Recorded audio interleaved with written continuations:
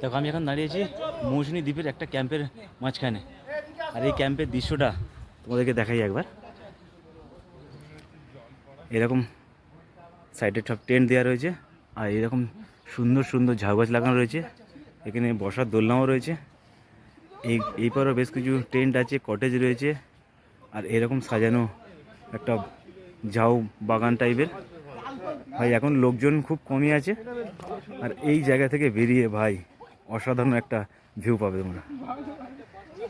এখানে টেন্টগুলো দেখছো, এই লাইন দিয়ে টেন্ট।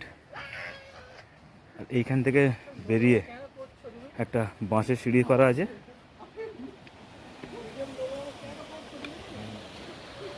ভাই ভিউটা একবার দেখো।